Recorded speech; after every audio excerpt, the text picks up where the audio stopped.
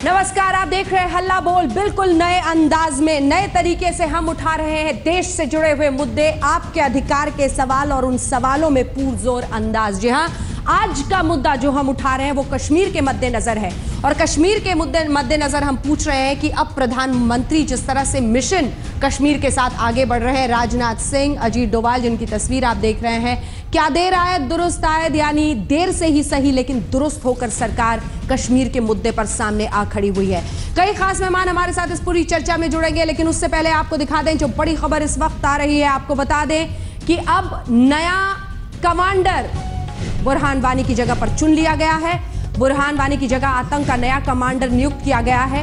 जो एक्सक्लूसिव जानकारी आज तक को मिली है उसके मुताबिक सेना के हाथों मारा गया बुरहान वानी का दोस्त सब्जार अहमद हिजबुल का दक्षिण कश्मीर का कमांडर बना दिया गया है। सब्जार पढ़ा लिखा नौजवान है, उसके पास ग्रेजुएशन की डिग्री है, मगर दिमाग से जाहिर तौर पर देश के लिए नफरत भर दी गई है। 4 सालों से वो घाटी में भारत विरोधी साजिशों को अंजाम देता रहा है और अब वो बुरहान वानी की जगह लेगा हिजबुल मुजाहिदीन में।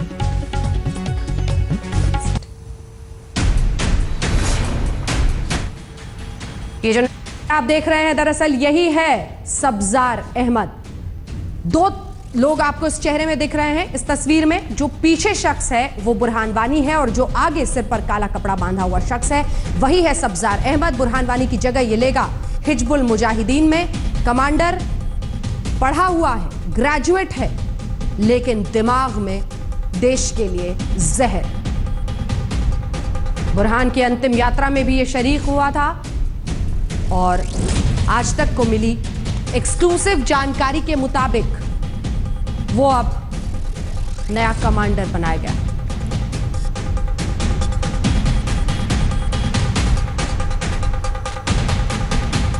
कई खास मेहमान हमारे साथ जुड़ेंगे, आपका परिचय उनसे कराएंगे, सवाल भी दागेंगे, लेकिन उससे पहले आपको अपनी ये रिपोर्ट दिखाते हैं कैसे उबलते कश्मीर पर आज मोदी सरकार ने एक बड़ी बैठक की। टीम मोदी के तमाम अहम मंत्री उस बैठक में शामिल थे।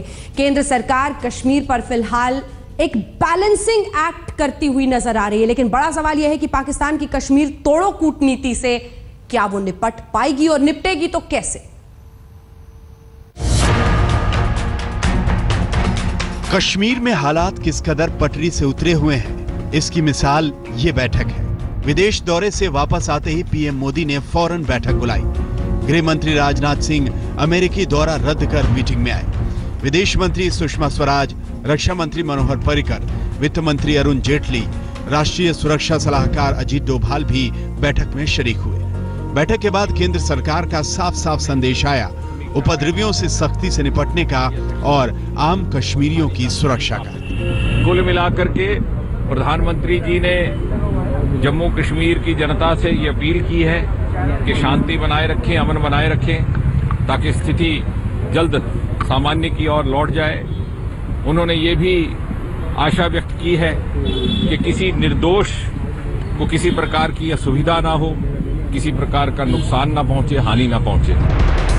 घाटी सुलग रही है और उन्माद की आग में पड़ोसी पाकिस्तान घी डाल रहा है। पाकिस्तान की इस मौका परस्ती पर दिल्ली ने इस्लामाबाद को हद में रहने की 2 टूक चेतावनी दे दी है।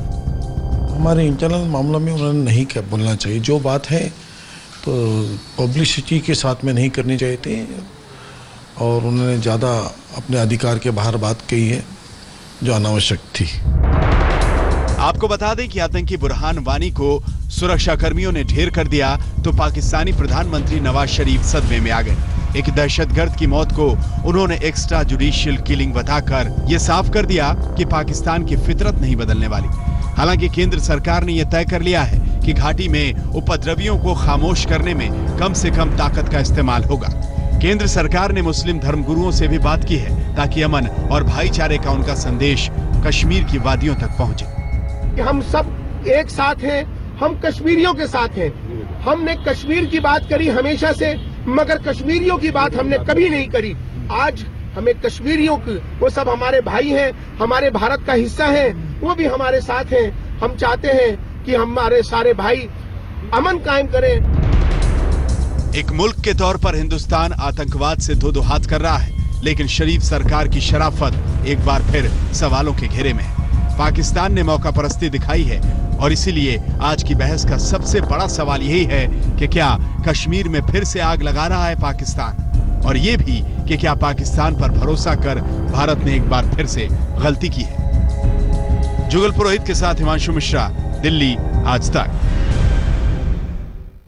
इन्हीं मुद्दों को आज हम हल्ला बोल में उठाएंगे। कई खास मेहमान हमारे साथ जुड़ रहे हैं। सबसे पहले आपका परिचय उनसे करा दें। हमारे साथ संबित पात्रा जी, राष्ट्रीय प्रवक्ता बीजेपी के डॉक्टर संबित पात्रा जुड़ गए हैं। संजय निरुपम जी, राष्ट्रीय प्रवक्ता कांग्रेस पार्टी के हमारे साथ जुड़ गए हैं। राकेश सिन्हा जी, संघ विचारक, स्टूडियो में हमारे साथ हैं। हमारे साथ शबनम लोन जी, जो कि वरिष्ठ वकील हैं, वो सीधे श्रीनगर से जुड़ रही हैं। हमारे साथ मौलाना इमाम उमर अहमद इलियासी साहब, जो कि इमाम हैं, ऑल इंडिया इमाम ऑर्गेनाइजेशन के हैं, वो हमारे साथ जुड़ रहे हैं क्योंकि राजनाथ सिंह से इनकी बैठक हुई है और कोशिश ये है कि कैसे वहां पर जो इमाम हैं, उलेमा हैं, उनसे बात करके परिस्थिति को काबू में किया जा सके। कई खास मेहमान हमारे साथ जुड़ चुके हैं। चर्चा की शुरुआत करते हैं। सबसे पहले डॉक्टर संबित पात्रा, मैं आपसे शुरुआत करना चाहती हूं और पहला सवाल आपसे यही पर पूछना चाहती हूं कि जो परिस्थिति इस वक्त कश्मीर में बनी है, क्या ऐसी परिस्थिति को बनने से रोका जा सकता था? सवाल का पहला हिस्सा। और दूसरा हिस्सा कि क्या देर से आए लेकिन अब आपको लगता है कि नियंत्रण में पूरी तरह से है परिस्थिति?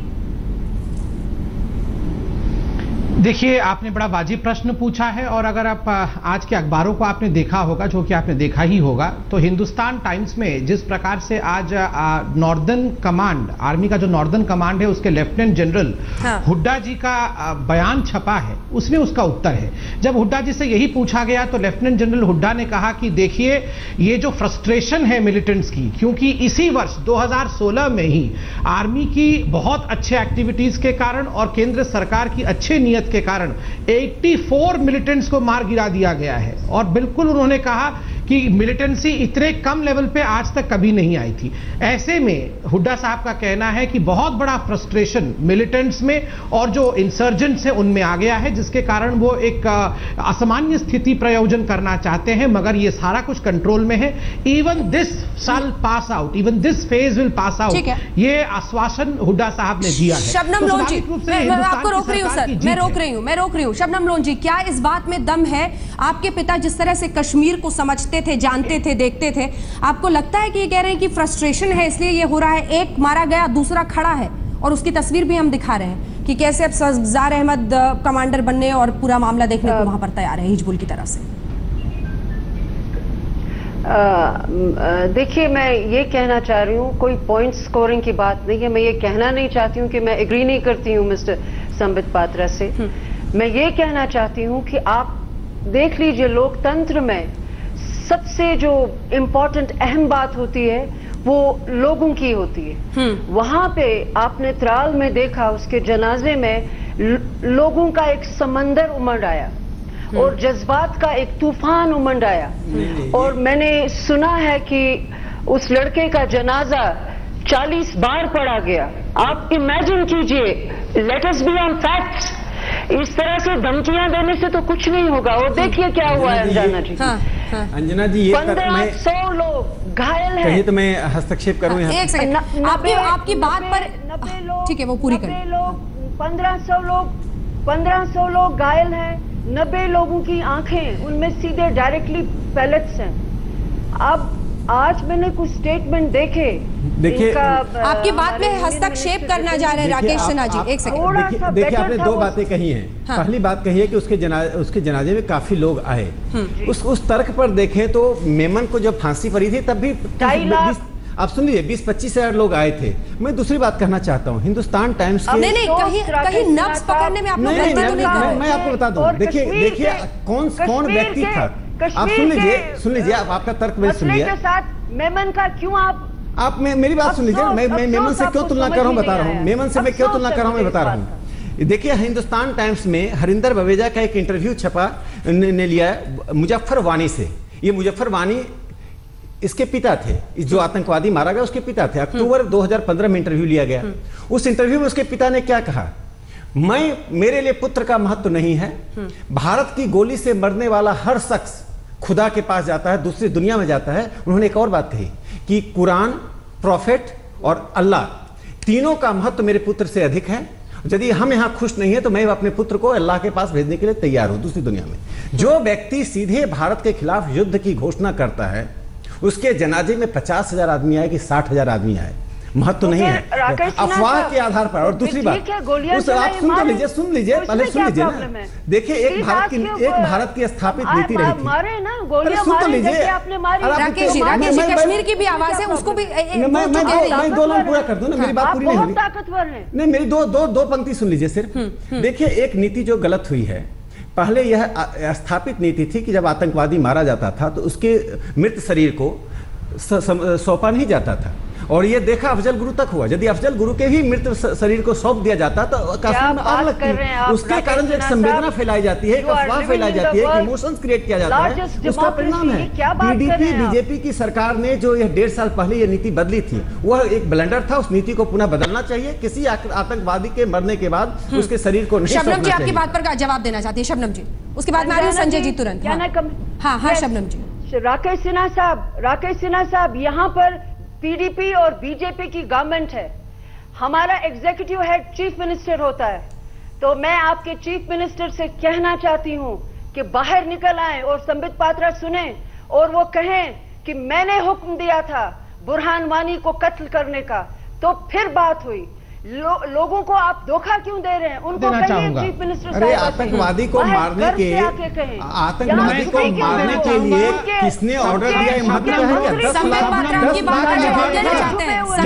10 लाख का वार्ड था तब आपने प्रोटेस्ट क्यों नहीं किया? ठीक है संबित जी जवाब दीजिए, उसके बाद आ रही हूं संजय जी। देखिए शबनम जी आप एक बुद्धिमान व्यक्ति हैं। मुझे बड़ा खेद है कि जब पाकिस्तान के रक्षा विशेषज्ञ यहां बैठे हो, हम आपस में यहां इस प्रकार लड़े जैसे कि हम कंसेंसस में नहीं है। आज प्रधानमंत्री ने कंसेंसस का कॉल दिया है। मैं भी आज तक के डिबेट में प्रवक्ता के नाते आपसे भी कंसेंसस का कॉल चाहूंगा। मैं चाहूंगा कि हो सकता है आपका विचार डिफरेंट हो, मगर जब पाकिस्तान का रिप्रेजेंटेटिव चैनल में बैठा हो, हम अलग अलग मंतव्य यहां रखें, यह उचित नहीं है। जहां तक आपका प्रश्न का सवाल है, मैं आपको बता दूं, आर्मी ने जवाब दिया है। आपने एनकाउंटर पे सवाल उठाया ना, एक्स्ट्रा जुडिशियल किलिंग जो कि पाकिस्तान कह रहा है, आर्मी ने क्या उत्तर दिया है? आर्मी ने कहा है हमारे जवान भी उसके गोली से घायल हुए हैं, 2 जवान घायल हो गए, अस्पताल में है। कोई भी एनकाउंटर नहीं करता है, किसी को ऐसे नहीं मारता है। जब वहां से गोली चली तो आर्मी ने गोली चलाया है। इसलिए हमारे आर्मी पर कभी भी शक मत करिए। आप कल का टाइम्स ऑफ इंडिया का हेडलाइन पढ़ दीजिए, मैं आपको चैलेंज करता हूं। कल का टाइम्स ऑफ इंडिया का हेडलाइन न्यूज पढ़ लीजिए। आर्मी का वर्षन आपका आर्मी नहीं, आर्मी को बीच में नहीं, हमारा आर्मी मैडम, हमारी आर्मी, आपकी भी आर्मी है, मेरी आर्मी। प्लीज आप क्यों मेरी आर्मी को ला रहे हैं? चैनल में बैठे हो, पाकिस्तान के रिप्रेजेंटेशन यहाँ हो रहा है, पॉलिसी बंद कीजिए। मुझे कह रहे हैं कि आपकी आर्मी, या आपकी आर्मी क्या होती है? ये हमारी आर्मी है। It is our army, it is our respected army. I salute the army, you should also salute the army. आप भी आर्मी को सैल्यूट करिए। ये आपकी आर्मी का संबोधित मत करिए। नो, ये खामखा नहीं है। कल भी आपने कहा था आपकी आर्मी, एंकर ने आपको करेक्ट किया था इफ यू रिमेंबर। आज भी आपने कहा आपकी आर्मी। ये आपकी आर्मी क्या होता है? ये राकेश सिन्हा की भी आर्मी है, संबित पात्रा की भी आर्मी है, और शबनम लोन की भी आर्मी है। सिर्फ पाकिस्तान का जो रिप्रेजेंटेटिव बैठा है ये उसकी आर्मी नहीं है। शबनम लोन मान रही है, लेकिन मैंने आपको गवर्नमेंट के लिए कहा, आप इसको इश्यू को अवॉइड कर रहे हैं। मैंने ये कहा कि आपकी जो, मैं बिल्कुल अवॉइड नहीं कर रहा हूँ, मैं कुछ भी अवॉइड नहीं कर रहा हूँ शबनम मैडम, मैं कुछ भी अवॉइड नहीं कर रहा हूँ, मगर जो मानसिकता है वो आज झलक के सामने आ गई। इतने बड़े प्लेटफॉर्म में आपने आर्मी को आपको और तुम्हारा कर दिया। यही मानसिकता खत्म करनी है मैडम, और इसी का अपील मैं कर रहा हूँ। शबनम जी, आपका पूरा झगड़ा वहाँ के मुख्यमंत्री से है। आप इस बात को बताइए कि आतंकवादी को एनकाउंटर में मारा जाना गलत है, या आपका मुख्यमंत्री से बयान चाहिए? देखिए, आप कश्मीर के डोमेस्टिक पॉलिटिक्स को, आपस के झगड़े को भारत की संप्रभुता का जहाँ सवाल है मत लाइए। जो बयान पाकिस्तान दे रहा है उस बयान के साथ मत खड़े होइए। उस आतंकवादी का मारा जाना जरूरी था, 10 लाख का अवार्ड घोषित था उस पर, जो भारत के खिलाफ युद्ध की घोषणा कर रहा है। दूसरा जो दूसरा कमांडर आया वह भी मारा जाएगा। यदि वह भी भारत के खिलाफ युद्ध की घोषणा करेगा तो हम चाहेंगे वो मारा जाए। जो कोई भी भारत के खिलाफ युद्ध की घोषणा करेगा उसको गोली से छलनी कर दिया जाएगा। कोई सॉफ्ट टेररिज्म की जगह नहीं है भारत में। आप छलनी कर दीजिए, मैंने कर देंगे। जो भी भारत के खिलाफ घोषणा करेगा, जो भी कहेगा हम भारत पर गोली चलाएंगे, भारत उस पर गोली चलाएगा। पाकिस्तान की कोई परवाह नहीं है। अरे किसकी परवाह? जो लोग मारे गए हैं, जो लोग मारे गए किसके बख्तावे मारे गए? आतंकवादियों ने आतंकवादियों की जमीन खिसक गई है। बताओ जल्दी मुझे अपने उन कश्मीर घाटी जम्मू कश्मीर राज्य नहीं है और साउथ कश्मीर नहीं है। सिर्फ चार जिले अनंतनाग, शोपियान, कुलगामा और पुलवामा, इन 4 जिलों में पहले से जमात का बेस रहा है। इन चार जिलों में पहले से प्रो पाकिस्तानी एलिमेंट्स रहे हैं। वही 4 जिले को आप पूरे जम्मू कश्मीर मत बना दीजिए। बिल्कुल, एक तरफ पूरे राज्य को एक रंग में नहीं रंगना चाहिए तो दूसरी तरफ कश्मीरी किसी आतंकी को एक पूरे राज्य को एक रंग में नहीं रंगना चाहिए। राकेश सिन्हा जी, लेकिन यह भी सच है शबनम लोन जी कि आतंकी का कत्ल नहीं किया जाता है, उसे मार गिराया जाता है क्योंकि उसके हाथों में मासूमों का खून लगा होता है, जो कुछ लोग देखना नहीं चाहते हैं। अंजना जी, आपने हमारे पूर्व चीफ मिनिस्टर उमर अब्दुल्ला का ट्वीट तो पढ़ा होगा। बिल्कुल, इसमें उन्होंने सही आज पता नहीं, अरे उनके दादाजी का भी भाषण सुना है। शेख अब्दुल्ला को भी जानते हैं कि उमर अब्दुल्ला भी एक किस्म की राजनीति कर रहे हैं और सब अपनी अपनी राजनीति साधने की कोशिश कर रहे हैं। इससे पहले कि मैं सुल्तान हाली साहब के पास जाऊं, मैं जल्दी से संजय निरुपम जी एक कमेंट आपसे चाहती हूं। क्या हिंदुस्तान की राजनीति में कांग्रेस बीजेपी नहीं होगा कश्मीर के मुद्दे पर, पाकिस्तान के मुद्दे पर? बिल्कुल नहीं होना चाहिए। कश्मीर हमारा और कश्मीर के मुद्दे पर राजनीति नहीं होनी चाहिए। लेकिन दुर्भाग्यवश जब से वहां पीडीपी और बीजेपी की सरकार बनी है या फिर जब से नरेंद्र मोदी जी हमारे प्रधानमंत्री बने हैं, तब से कश्मीर की स्थितियां बिगड़ी है। इस बात से आप इनकार नहीं कर सकते। इसके ऊपर सवाल उठाने का हक हमारा है और इस देश के हर नागरिक का है। दूसरी बात एक मिनट अरे आप लोग इतना बेचैन क्यों हो जाते हो भाई? गाली देंगे तो थोड़ा हमारी बात तो सुना करो। अरे कांग्रेस पाकिस्तान पीपुल्स पार्टी दे रहा है यहाँ पर संजय जी। आपके भगवान है, आप पूछिए। अभी तो आप बोल रहे हैं जब से आप लोग पाकिस्तान पीपुल्स पार्टी में चले गए। क्या अंजना जी, संबित जी, अंजना जी, ये चल क्या रहा है? संबित जी वो अपना पर्सपेक्टिव रख रहे हैं। ये चल क्या रहा है नहीं, और कांग्रेस पार्टी ने इसमें सरकार का साथ दिया है। इसको ध्यान पे रखते हुए अपनी बात उनको पूरी करने दीजिए, फिर हाली साहब बोलेंगे, उसके बाद आप लोग उनका जवाब दे सकते हैं। प्लीज जी। मुद्दा यह है कि वर्तमान भारत सरकार की जो पूरी पॉलिसी है पाकिस्तान को लेकर पूरी तरह से फेल हो गई है। कश्मीर के संदर्भ में भी इनकी कोई स्पष्ट भूमिका दिखती नहीं है। 4 दिनों तक कश्मीर जलता रहा।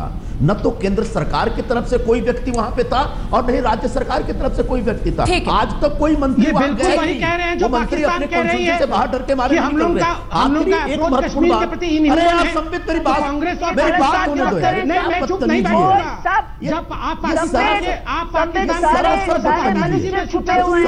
सारे एमएलए छुपे हुए हैं, कोई कहीं नजर नहीं आ रहा। पाकिस्तान का स्पोक्सपर्सन कह रहे हैं, कांग्रेस भी वही कहेगी और मैं यहाँ नहीं सुनने वाला हूँ। थोड़ा सत्य हो जाइए। जिन लोगों की गलती है आप मैं सभ्य हो जाओ, देश के लिए सभ्य हूँ। कह सकते हैं कि ये मैं आप डिबेट करते तो मैं चुपचाप सुन भी लेता। मुझे लगता है एक ब्रेक पर जाने से पहले सर प्लीज एक सेकंड मैं चाहती हूँ कम से कम इस मुद्दे पर हम सब एक होकर एक सुर में बोले। सुल्तान हाली साहब हमारे साथ बने हुए। सुल्तान हाली साहब डिफेंस एक्सपर्ट है पाकिस्तान से और जीडी बख्शी जी भी हम हमारे साथ जुड़ गए हैं। सुल्तान हाली जी, आपसे एक क्विक कमेंट हम इस बात पर चाहते हैं कि हमारे राज्य में, हमारे देश के राज्य में परिस्थिति को हम संभाल रहे हैं। आप अपनी तरफ तो देखिए सर, पाकिस्तान को संभालिए। क्यों यहां पर आग झोंकने में पूरी तरह से आप लोग लगे हुए हैं? सवाल यह है कि नवाज शरीफ साहब को बुरहान वानी की इतनी फिक्र क्यों हो रही है? एक आतंकी को इस देश के एजेंसी अगर मार गिरा रही है तो आपको उस पर आंसू बहाने की क्या जरूरत है? 2 बातें। पहले तो ये कि आप जिसको टेररिस्ट कह रही हैं वो फ्रीडम फाइटर है। तो फ्रीडम फाइटर को आप टेररिस्ट क्यों कह रहे हैं? आप क्या बात कर रहे हैं? दूसरी बात यह है कि कश्मीर आपका कब से हो गया? कश्मीर सर, पाकिस्तान को भी कुछ फ्रीडम फाइटर्स की जरूरत है। वहां पर मिलिट्री जिस तरह से हावी है उससे मैं चाहती हूँ जीडी बख्शी साहब आप जवाब दें। दो टुकड़े होने वाले हैं, बलूचिस्तान को संभालिए। बलूचिस्तान एक टांग आपका जीडी बख्शी जी आप उनको जवाब दीजिए। एक टांग इंदिरा गांधी ने तोड़ा था, दूसरा टांग नरेंद्र मोदी तोड़ेंगे बलूचिस्तान बाहर लाकर। पाकिस्तान अपने औकात में रहे नहीं। एक सेकंड दखल करेंगे तो बलूचिस्तान आपके हाथों से छिन तक जाएगा। पहुंचे। जीडी बख्शी जी जवाब दीजिए।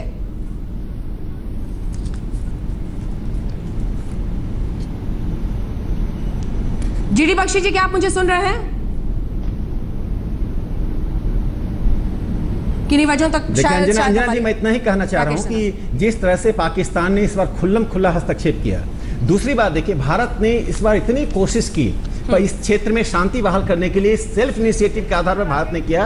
पाकिस्तान ने उस पर पानी फेरा और पाकिस्तान को इसका भुगतना पड़ेगा। आज डाउन अखबार तब तक कुछ ही देर में सब ब्रेक के लिए डाउन अखबार में एडिटोरियल आया है, पढ़ लीजिए कैसे पाकिस्तान आइसोलेट हो रहा है पूरे रीजन में। अपने आपके ही अखबार में एडिटोरियल, और ये पाकिस्तान को खुद भी दिख रहा होगा और नवाज शरीफ भी किस तरह से आइसोलेट हो रहे हैं, क्योंकि आज बाकायदा पाकिस्तान में पोस्टर्स लगे हैं कि मिलिट्री रूल हो, रहील शरीफ के पक्ष में लोग। कई सारे सवाल हमारे पास आते हैं और जैसा कि हमने आपको बताया है कल से, बल्कि जिन सवालों को हम चुनेंगे उन्हें इनाम भी दिया जाएगा, क्योंकि हम चाहते हैं कि हल्ला बोल में सभी लोगों के सवाल शामिल हो। जैसे जैसे लोग सवाल बोल रहे हैं वो इस तरह से पिटारे में डाले जाते हैं। और जो सवाल इस वक्त मैं पढ़ रही हूं, दरअसल पटियाला लायन के नाम से ट्विटर पर यह अकाउंट बना हुआ है, अभी नाम है इस शख्स का, और वो ये कह रहा है कि अब क्या वक्त आ गया है कि कैरेट पॉलिसी जो हम हमेशा से कश्मीर में अपनाते रहे हैं उसको खत्म किया जाए। क्या और सख्त अंदाज अपनाने की जरूरत है? जीडी बख्शी जी जुड़ गए क्या हमारे साथ? जीडी बख्शी साहब, जीडी बख्शी जी, हम चाहते हैं कि आप सीधे जवाब दें हली साहब का, जो बार बार कश्मीर पर ही सवाल खड़े कर देते हैं, उसको हिंदुस्तान का हिस्सा होने पर ही सवाल खड़े कर देते हैं।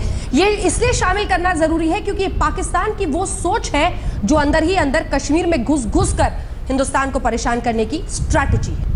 देखिए, पाकिस्तान को जरा अपने गरेबान में झांकना चाहिए, उन्हें देखना चाहिए कि बलूचिस्तान में क्या हो रहा है, गिलगिट बाल्टिस्तान में क्या हो रहा है, पीओके के अंदर क्या तशद्दुद ये वहाँ के लोगों को दे रहे हैं, किस तरह अपने शियाओं को बसों से निकाल कर ये मौत के घाट उतार रहे हैं, अहमदियों के साथ इन्होंने क्या किया, और उसके बाद ये हमें लेक्चर दे ह्यूमन राइट्स के ऊपर। ना ही दे तो अच्छा है। बख्शी साहब, आज पूरे पाकिस्तान में पोस्टर्स लग गए हैं, इतने डर गए नवाज शरीफ की, बीते दिन उन्होंने बाकायदा ये स्टेटमेंट जारी किया बुरहान वानी के लिए, मिलिट्री रूल के लिए रहील शरीफ की फोटो लग गई है पूरे पाकिस्तान में, और कह रहे हैं कि मिलिट्री रूल लाइए। देखिए, वहां बेचारे जो उनके प्रधानमंत्री हैं वो दिल का दौरा लेके बैठे हैं। दोनों शरीफों की जो लड़ाई हुई है उसमें बड़ा साफ और क्लियर है कि पाकिस्तान की फौज के राहिल शरीफ साहब वो पूरी तरह हावी हो चुके हैं। और अब तो जैसे आप बता रही हैं कि वहाँ पे पोस्टर लग रहे हैं और ये पाकिस्तान की फौज का रूल की मांग हो रही है। ये तो रही वहाँ के प्रजातंत्र की बात और वहाँ के ह्यूमन राइट्स और डेमोक्रेटिक एस्पिरेशंस की बात। तो वो पहले अपने गरेबान में झांकें, फिर हमें वो अपने यहाँ पे एडवाइस दे तो अच्छा है।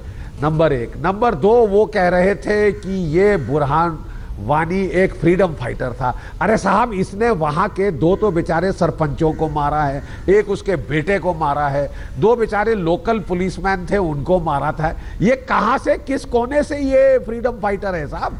ये तो वहाँ का सबसे बड़ा, वहाँ का एक मर्डरर, एक वहाँ का किलर और टेररिस्ट है जिसे हमारी फौज ने ठिकाने लगाया है। और अगर जितने ये और बुरहानी खड़े करेंगे, मैं आपको यकीन दिलाना चाहता हूं ब्रिगेडियर साहब, हमारी फौज ठिकाने लगा देगी। वहां पे जब मैं था 2005 से लेके 2000 से 2005 तक तो 3500 टेररिस्ट होते थे। जितने हम मारते थे ये और भेज देते थे।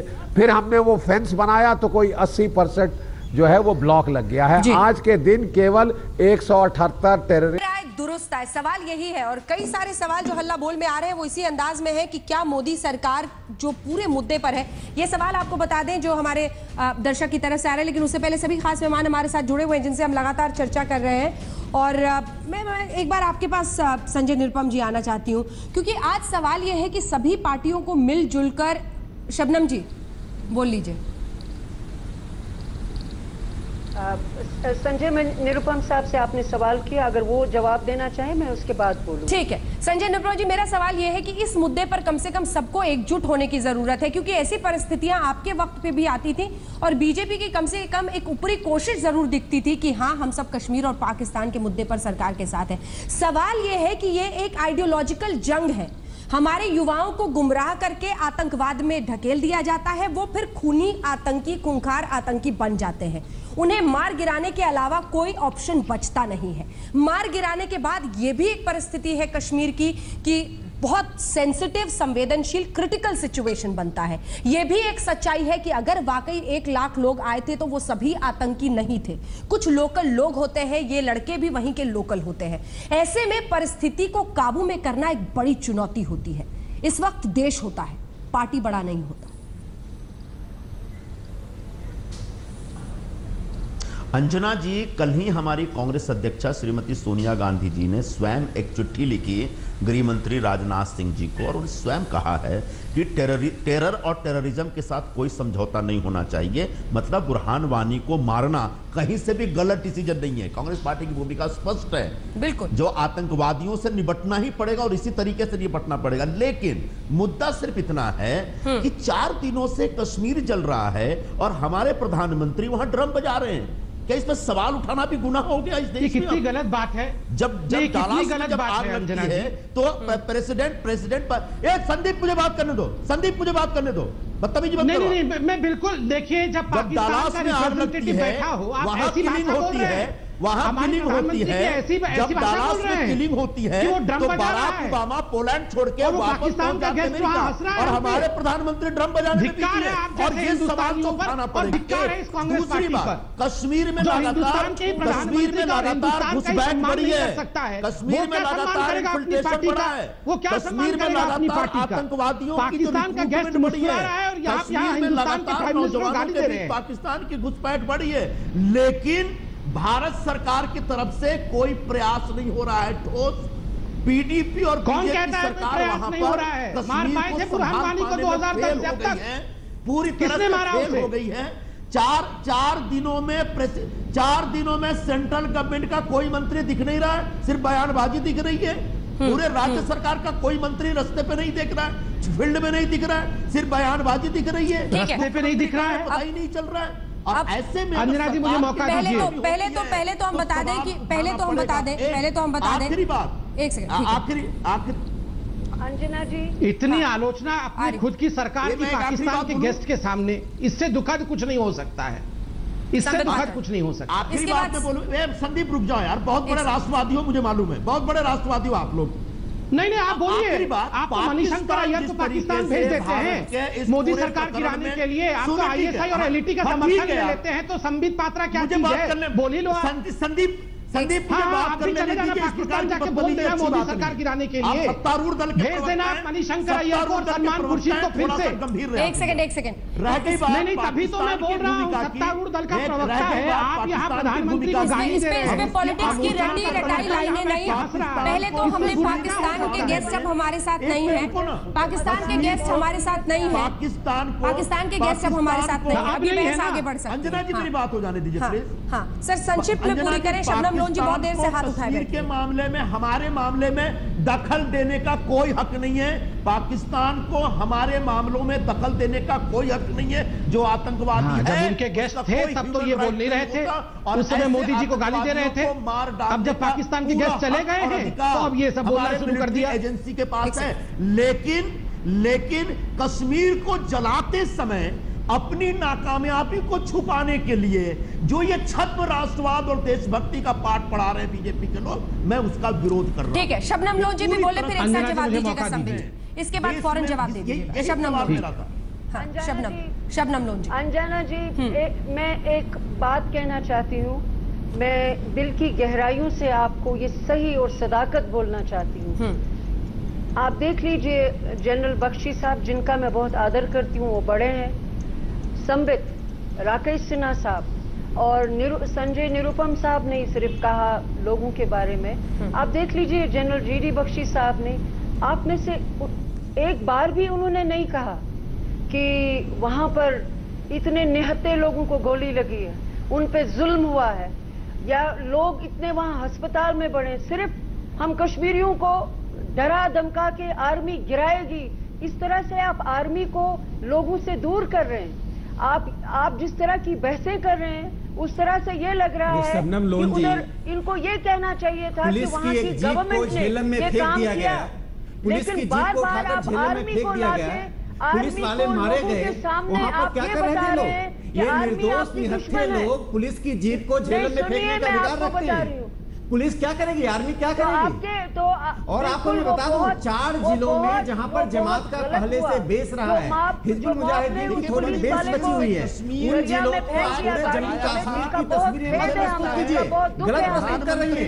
4 जिले जो अनंतनाग जिले के पुराने अनंतनाग का जो 4 जिला है, वहां पर पहले से आतंकवादी कश्मीर में वापस और उन्होंने मौका चाहिए था। जो 20, 22, 25 निर्दोष लोग मारे गए, उसके लिए ये वे जिम्मेदार हैं, हिजबुल मुजाहिदीन के लोग जिम्मेदार हैं। उन्होंने भड़काया, उन्होंने ऐसा माहौल क्रिएट किया। मैं मानता हूं जो निर्दोष लोग मारे गए उनके प्रति हमारी सहानुभूति है, मैं कह रहा हूं उनके प्रति सहानुभूति है। निर्दोष व्यक्ति का कहीं भी मरना सहानुभूति का कारण बनता है, लेकिन आतंकवादी के समर्थन में निकलने वाले लोगों के प्रति हमारी कोई सहानुभूति नहीं है। और मैं बता दूं, नया कमांडर आएगा, इसकी लगातार श्रृंखला आएगी, गोलियां चलेंगी। करने वाले को हम बर्दाश्त नहीं करेंगे सर। एक नहीं 100 सरकारें सेक्रीफाइस हो जाएंगी, लेकिन कश्मीर का एक ही जीडी बख्शी साहब उनका जवाब देना चाह रहे हैं। एक सेकंड, जीडी बख्शी जी उनका जवाब देना चाह रहे हैं। जीडी बख्शी साहब, अंजना जी, उसके बाद इमाम साहब, मैं फौरन आ रही हूं आपके पास। देखिए, मैं केवल ये कहना चाहता हूँ कि प्रदर्शन करने का एक प्रजातंत्र में पूरा हक है, लेकिन कानून को अपने हाथ में लेने का, पुलिस वालों को जान से मारने का, उनकी गाड़ी लेके पुलिस स्टेशन को जला देने का, पुलिस की गाड़ी लेके जहलम में डुबो के उस बेचारे शरीफ एक इंसान को जो कि अपना फर्ज कर रहा है उसको मार डालना, ये कौन सी सरकार जो है सिविलाइज सरकार बर्दाश्त कर सकती है? कौन सी सिविलाइज सरकार जो है अपने जवानों को बोलती है, बोल सकती है कि वो मर जाएं? अंधाधुंध गोलियां चलाई उन निहत्थे लोगों किसने अंधाधुंध गोली चलाई है बेटा? सबसे पहले तो आप ये समझ लीजिए कि वहां पे फौज को कोई डायरेक्ट कांटेक्ट नहीं है सिविलियंस के साथ। सबनम जी, मुझे एक सवाल का जवाब दीजिए। सबनम जी, अंजना जी, मुझे जवाब दीजिए, सरकार दीजिए। मानती हैं पाकिस्तान उसको फ्रीडम फाइटर मानता है, तो सबनम जी क्या मानती हैं? सबनम जी, देश आपसे सुनना चाहता है, सबनम जी देश सुनना चाहता है कि पाकिस्तान उसको फ्रीडम फाइटर मान रहा है, आपको उस वाली को आप क्या मान रही हैं? आप पुलिस स्टेशन जलाएं। मुझे सबनम जी से जवाब चाहिए। जवानों के पुलिस को मार डाले। सबनम जी, आप कम से कम मैंने तो उनके प्रति सहानुभूति दिखाई, जो मरे हैं, जो निहत्थे निर्दोष लोग मरे हैं, उसमें कोई दो राय नहीं है। लेकिन आप बताइए वानी जो मारा गया है वह आतंकवादी था या नहीं आपकी नजर में? ठीक है, छोटा सा जवाब मुझे अन्य मेहमानों के पास ये बताइए कि साक्षी महाराज, अरे कहाँ साक्षी महाराज आ गए? आप साक्षी महाराज पूरी दुनिया में साक्षी महाराज घूमते चलेंगे क्या? सोते जगते सपने में साक्षी महाराज आपको देखते हैं? जो ये कहता है कि गांधी के किलर्स को हम लोग, अरे गांधी का किलर्स तो हत्यारा था, फांसी मिल गई। मैंने इस आतंकवादी पर सवाल पूछा जो भारत माता की हत्या करना चाहता है। शबनम लोन, जिन्होंने भाग्य मत सबनम जी, पूरे देश के सामने एक्सपोज हो रही है। तो हमको क्या समझ लोगों की चिंता करने वाली एक आतंकवादी के लिए गांधी की हत्या की तुलना, आपको जवाब दूंगी। ये अफसोसनाक है। एक आतंकी की तुलना हिजबुल मुजाहिदीन का कमांडर शबनम जी, उसको आप किससे कंपेयर कर रही हैं? एक सेकंड में चाहती हूं कि अब इस बहस को जरा सा हम बाहर ले जाएं। संबित पात्रा जी, जल्दी से जवाब ले लीजिए, क्योंकि मैं उन कोशिशों पर बात करना चाहती हूँ। साक्षी महाराज ने ये कहा कि गांधी को पूछिए, साक्षी महाराज ने जवाब दिया। अरे अभी रुकिए, मैं लियासी साहब के पास जाना चाहती हूँ। संबित जी, एक जवाब दीजिए। मैं 10 सेकंड जरा बोल लूं। 10 सेकंड आपने कहा, मैं देखिए एक इंपॉर्टेंट मैसेज है। अब देखिए शबनम मैडम, आप बोल रही हैं कि वो जो बुरहान वानी था जो मारा गया, राइटफुली सो, वो एक पोस्टर बॉय था। मैं आपको बताता हूं कि कश्मीर का रियल पोस्टर बॉय का नाम क्या है। कश्मीर का रियल पोस्टर बॉय का नाम है शाह फैसल, जो 2009 में यूपीएससी के सर्विसेज, सिविल सर्विसेज टॉप करके आईएएस ऑफिसर बना। उसको सलाम है। उस प्रकार से civil servant, doctor, engineer mainstream में आइए, वो ऐसा पोस्टर बॉय बनिए। ये आतंकवादियों के कपड़े पहन के बेगुनाह लोगों को मारने से पोस्टर बॉय नहीं बनता है कोई। और मुझे बड़ा कष्ट हो रहा है कि वैसे लोगों को आप जैसी पढ़ी लिखी लोग भी पोस्टर बॉय बना रहे हैं। आप पूरे कश्मीरी युवक को उस दिशा में मोड़ना चाहते हैं। कितनी बार साफ फैसल का नाम आप लोगों ने लिया है? वो लड़का जो आईएएस का टॉपर बना, कितनी बार आपने लिया है नाम? किसी ने नाम नहीं लिया उसका। एक सेकंड जी, हम कश्मीर को अच्छा, मतलब कश्मीर मतलब आतंकवाद हो गया क्या? बात कर आप क्या बेहतर समझते हैं? कश्मीर से 323 मतलब लोग जहां सेना में भर्ती हुए, रिक्रूट हुए हैं। सर्विस कर रहे हैं कश्मीर में देशभक्तों की कमी नहीं है, घाटी में देशभक्त हैं, इसीलिए वहां लोकतांत्रिक चुनी हुई सरकार चल रही है, जो न पाकिस्तान को बर्दाश्त हो रहा है न भारत की कांग्रेस पार्टी को बर्दाश्त हो रहा है। दोनों समान रूप से परेशान है, परेशान है। लोकतांत्रिक प्रक्रिया यदि नहीं होगी एक सेकंड, मैं इलियासी साहब के पास एक बार जाना चाहती हूं, क्योंकि इलियासी साहब, आप लोगों से गृह मंत्री राजनाथ सिंह ने मुलाकात की है और उन्होंने कहा है कि आप लोग कोशिश कीजिए, क्योंकि सरकार भी शायद अब समझ रही है कि आइडियोलॉजिकल लेवल पर बातचीत जरूरी है और कैसे इसको सिर्फ गोली से इसका हल नहीं निकल सकता है। ये मुमकिन हो पाएगा? इलियासी साहब देखिए, मैंने अभी पूरी बहस को सुना और बहस को सुनने के बाद मुझे लग रहा है कि जिस तरह की जंग, जिस तरह की बातचीत हो रही है, देखिए कश्मीर हमारा है और हमारा अभिन्न अंग है। कश्मीर की बात हमेशा से होती आई है, मगर कश्मीरियों की कोई बात नहीं करता है। हम ये कहना चाहते हैं कि अभी प्रधानमंत्री जी ने भी एक सहानुभूति दी है। उन्होंने भी कहा है कि जो लोग मरे हैं उनके लिए भी उन्होंने एक अच्छा पैगाम दिया है। इस वक्त हमें लड़ने की जरूरत नहीं है, हमें अमन कायम करना है, हमें वहां के माहौल को अच्छा करना है। ये हमारी और आपकी सबकी सबसे बड़ी जिम्मेदारी है। इसीलिए आज हमने राजनाथ सिंह जी से मुलाकात करके हमने उनसे ये कहा है कि हमारा एक डेलीगेशन, जो कि इमामों का डेलीगेशन, हम कश्मीर जाने वाले हैं। वहां के इमामों के साथ मिलकर हम लोग एक अमन कायम करना चाहते हैं। हमारा मकसद है कि उन लोगों को भी इस बात का एहसास हो, उनको भी प्यार मिले, उनको भी सहानुभूति मिले। हमारा मकसद है कि ये जिस तरह से पाकिस्तान की बात आई, पाकिस्तान हमारे मामले में दखल ना दे। ये बात हम बार बार कह चुके हैं। हमारा ये जाती मामला है, मगर हम इमाम होने के नाते, चीफ इमाम होने के नाते पूरे भारत के हम सब मिलकर इस पर अमन कायम करना चाहते हैं। बहुत अच्छी पहल। संजय निरुपम जी, कंक्लूडिंग रिमार्क। वो हमारे हैं, हम उनके हैं, हमें इसी तरह से मोहब्बत कायम करनी है। इसका स्वागत है मौलाना साहब, हम इसका स्वागत करते हैं। संजय निरुपम जी, कंक्लूडिंग रिमार्क। और शबनम जी भी वहां बैठे कह रही हैं कि इसका स्वागत है। ऐसी कोशिशों की जरूरत है देश को। बिल्कुल शबनम जी। संजय निरुपम। अंजना जी, अभी कुछ दिनों पहले कश्मीर में एक इंटेलिजेंस एजेंसीज की बैठक हुई जिसमें मिलिट्री के भी लोग थे जी। और उन्होंने एक जानकारी दी, इंटरनल रिपोर्ट दी, जिसमें बताया गया कि लगभग 63% इन्फिल्ट्रेशन बढ़ा है। नए रिक्रूट्स जो हैं आतंकवादियों के, वो काफी बढ़े हैं। पत्थरबाजी की घटनाओं में तेजी से बढ़ोतरी हुई है। ये रिपोर्ट अभी हमारी एजेंसी ने आपस में शेयर किया वहां पे, और उसके बाद एक निष्कर्ष निकलता है कि पिछले, अरे भाई, इंडियन एक्सप्रेस के फ्रंट पेज पे स्टोरी आई है, पढ़ा करो रे यार। इंडियन एक्सप्रेस में स्टोरी में ये बताया गया है। इस तू में कश्मीर का मुद्दा कहीं छोटा ना पड़ जाए, इसीलिए अब इस बहस का यहीं पर अंत कर देना चाहिए। वक्त की भी कमी है। बहुत बहुत शुक्रिया आप सभी का हमारे साथ इस चर्चा में शामिल होने के लिए। लेकिन अमन का पैगाम जाए, दोस्ती का पैगाम जाए, साथ में ये पैगाम जाए कि हिंदुस्तान का हिस्सा रहते हुए देश आपका हिंदुस्तान ही है और वही रहेगा। देखते रहिए आज तक।